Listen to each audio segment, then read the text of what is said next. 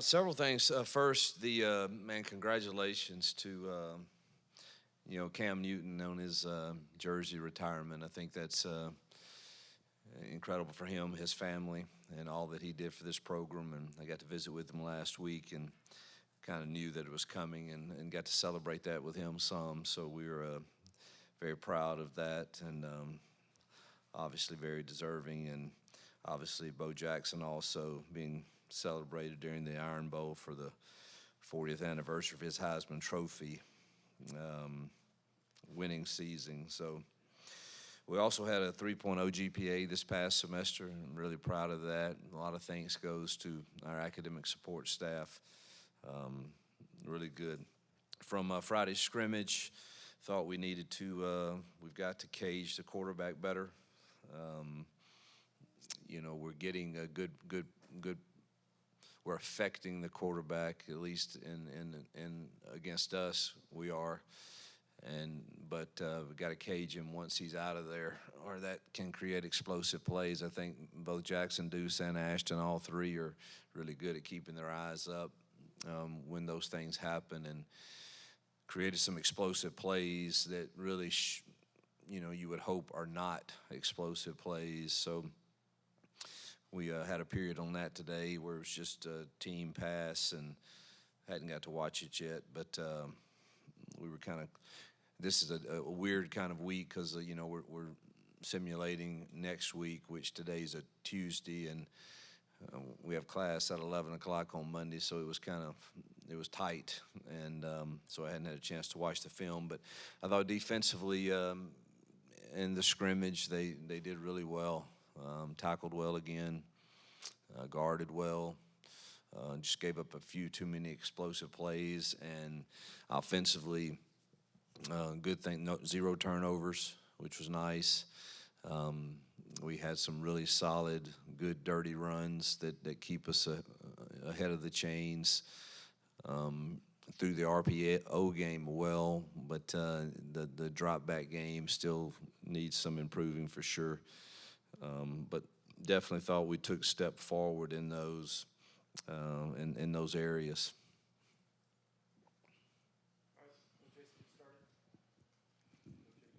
What do you look for now, offensive line-wise, especially as you start to settle in and not rotate as much and start to work on a plan? How much does that impact things? Yeah, it's the expectation is improvement for sure. We've got to improve in our one-on-one situations.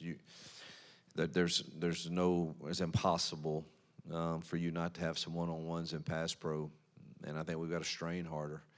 And that's the bottom line. We expect more out of this group than to get beat in some one-on-ones. Now, I hope that means that some of our edge guys are pretty dang good. We'll see. But to this point, we haven't been consistent enough in straining to win some of those battles. And, you have some things that we could do to help. Really hadn't gotten into that yet. Would like to see us hold up and not have to get into some of those deals in the chip world or the max world. But really think we have the ability to do that, just need to do it more consistently. And that's the expectation, and we expect them to improve at that. When you look at the defense to the second level in the linebacker rotation, what is that kind of looking like right now? Anybody that stands out over the last couple of weeks, or maybe in the scrimmages in that linebacker spot? Yeah, heck, I don't know the difference between the ones and twos, and I really don't. They're matter of fact, they switch every day who goes out there first and who goes out there second. So I don't really notice much difference. I think Woodyard's been solid. He's gifted at certain things and maybe not as gifted in some things, but the things he definitely can get us lined up, and he's playing hard at a high level. Riddick's back now, which adds good depth and athleticism to that group, and Melendez and Diaz and Atkins and Caleb. Those six guys have kind of been interchangeable. rotating in and out, no matter what group runs out there first. And there's not a lot of difference, truthfully, in those. Diaz and Atkins, we need to slow them down a little on the run fits. They're so dang aggressive and sometimes can recover because they have quick twitch. But I haven't watched the film, but I know there was one real explosive run today, and I guarantee you he overplayed instead of staying in his gap. I think he was a little aggressive getting over the top to the double team, which makes it really hard for it to hit front side. But if it does roll backside, there's a problem. But boy, their effort and passion that they play the game with is, I couldn't be more pleased. But those 6 guys kind of rotate in and out no matter what group we're in. Hugh, when you look at Jackson Arnold and his ability to run the football, obviously you can't really do that. I mean, you don't want him to get hit. You're blowing the whistle early. How do you sort of, I guess, evaluate the impact he probably will have on Saturdays, but he hasn't been able to show it during fall camp? Yeah. You don't want to hit him. I asked Cam Newton that the other day because I don't know. It's our offensive staff's very, they're frustrated when you're in a scrimmage and you don't feel like you're getting maybe the yards that you would have gotten because the whistle's just getting blown and somebody gets near him in the pocket, it gets blown, and then you watch the film, you're like, I'm pretty confident he got out of this one. Now, I don't know what would have happened afterwards. I would love to see. I don't know how you do that really until it's real. We've seen enough tape to know he has that ability, and you see it out there. I mean, we called a few today, and you're still blowing it pretty quick, but I have to see the film, but it looked like I think you're clicking off 5, 6, 7 yards there, and not just him, Ashton also, and Deuce. So that's a really good question, and one I haven't found the answer to exactly how to accurately evaluate that until it gets real.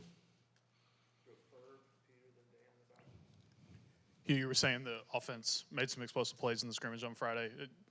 Some of the backs and receivers who made those plays, can you tell us anything about those? Omar had a big explosive catch for a touchdown, which was nice to see. Damari had 2 explosive runs, had a really tough, hard-nosed run that scored a touchdown. Cam had a explosive long pass, as did Horatio. That's the ones that jump out. But Omar and then Cobb had 2 really explosive runs today. So we got to get more consistent. But really, we've improved from week 1 to week 2 in run game, RPO game. I think it's more of the pocket passing right now that I'm a little unsure of. It's kind of like we were just talking about with the quarterback runs. This I hope is I've always felt like this in fall camp. I think it's hopefully harder on the offense than it will be later in games. I mean, let's not kid ourselves. I'm excited about the athleticism of our defense, and we've got to improve even. But they also, since February, have been going against each other and know, oh, this is a pass, and I'm fixing to get after it. And that puts you at kind of a disadvantage. And hopefully that won't always be the case when you're playing an opponent. But I think there's definitely been signs of improvement that get me excited about us, but still feel like that pocket is getting collapsed a little too quick. You mentioned it just then with the pocket, but where do you want to see those guys most improve, I guess, in that area the next 2 weeks? And then how ready would you say Deuce is, from watching him in camp? He's getting better. I think, as far as setting in there and making a throw, he's ready. He can do that. There's still things. Setting protections is new. That's kind of an issue that he still has growth to do in it. Maybe recognizing a little. Our defense is doing a really nice job of disguising things, and all of them are missing some of that. It's even hard for us as coaches when you're watching film to see it. They're doing a really nice job. So I think he's just got to improve in the mental side of it. Physically, he can make all the throws right now. So I wouldn't hesitate to throw him in a game. Hopefully we'll start tomorrow, trying to really get these. We haven't studied. We got the base down plan in, but we don't have, hey, all right, how are we setting these protections? And so we'll start working that tomorrow, and hopefully all of them will feel better about, that aspect of it by mid next week. Dan Pack, ESPN 106.7. Coach, you mentioned Jeremiah and Omar. What can you say about the picture at running back, and sort of what are the factors that will ultimately decide who's out there? DeMar is the most complete right now, along with Cobb, most experienced, understanding of who we are, what we do, what they're supposed to do in the RPO game if it's not given to them. And I'm excited about, Omar also and Darrell. Alvin is going to be fine. He's been dinged up and hadn't been able to get many reps the last 4 or 5 practices. So hard to say much about that. But I think Damarian Cobb and Omar and Darrell are all getting better, every practice. We've seen Jeremiah the last couple of years kind of be involved a little bit. How much has he progressed as a complete runner, and what have you seen to him maybe improve the most at? Well, we'll see. I think he's going to have a breakout year. Y'all know we went through 3 or 4 days last week where all of our slot guys were down. So we threw him back out there like we did last year some, and he's got a good football IQ and has that capacity for us to be able to use him in a lot of different ways, whether in the pass game or now he's struggling a little in the pass game right now because he still has that brace on the thumb, and catching's not real natural. But I think he gets out of that first of next week. So he's very versatile, and we can use him in a lot of ways, and I do expect him to have kind of a breakout year. He's probably got the best burst in the open field of any that we have. Hugh, I know you talked a little bit about Deuce, but just wanted to ask you about kind of the picture at quarterback behind Jackson. Just how are things going as far as deciding a quarterback too, and how have Deuce and Ashton looked in that regard? Pleased with both. Think that there's a place for both, depending on the scenario in the game. Without giving away too much, I think, there's a place for both of those guys that you could play to their strengths, and we won't be afraid to do that. You mentioned now, starting this week and into next week, that you're on that Friday schedule in preparation for Baylor. But in terms of the Bears themselves, have you guys started on prep for that? How has that looked like, and when will all that really get ramped up? Yeah, we started back in June, trying to get a head start on our first couple games so that we feel like we're in a decent spot. So yesterday was. And Saturday was a good day to kind of refresh ourselves on, all right, what do we feel good about in base downs, and, who really are they? Give me the overview again.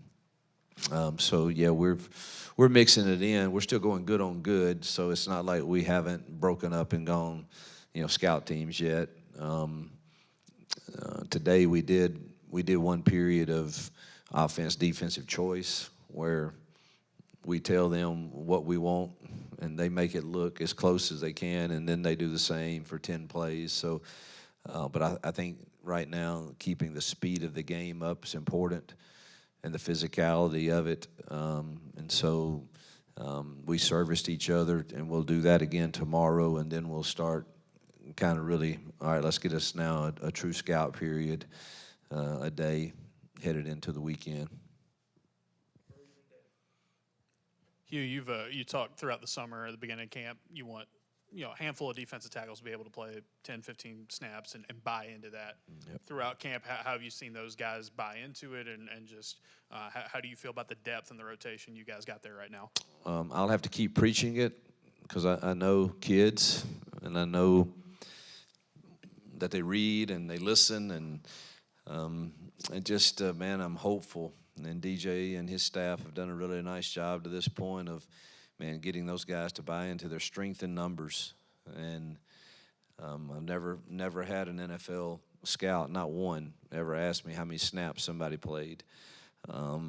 It's about what you do with the ones you have. And to this point, man, they hadn't seemed to affect any of them. And again, they treat those just like they do the linebackers. I have no idea which two are coming out in the first team period, and it's just a constant rotation, of those guys inside. And I'm hopeful and that we can continue to capture them with that mindset of, man, I don't know how many I'm getting, but I'm going to, the ones I do get, I'm going to do with high motor, great execution, and assignment is correct. Coach, what are you looking for out of the tight end position this year? You went out and got Preston, Brandon Fraser's healthy. Just your assessment of that group? Yeah, I think we still have a ways to go in some areas. I think Preston's doing a remarkable job in the pass game. He knows how to work the top end of routes. He's got really good hands. B. Frazier does too. I think in the run game, we've got to be more physical. Our pad level has to get better. And Tate is helping us some with that, but also you're a bit limited, when that's the case. It's not like we're going to ask Tate to run a 13-yard dig and win on somebody. And I think people will know that. Nothing against Tate, but that's really not his skill set. And so I do think we've got to continue to improve our physicality there and deciding, how do we best manipulate that and play calls to give them the best leverage, the best angles, the best opportunity to be successful. Hugh, you mentioned preparing for Baylor.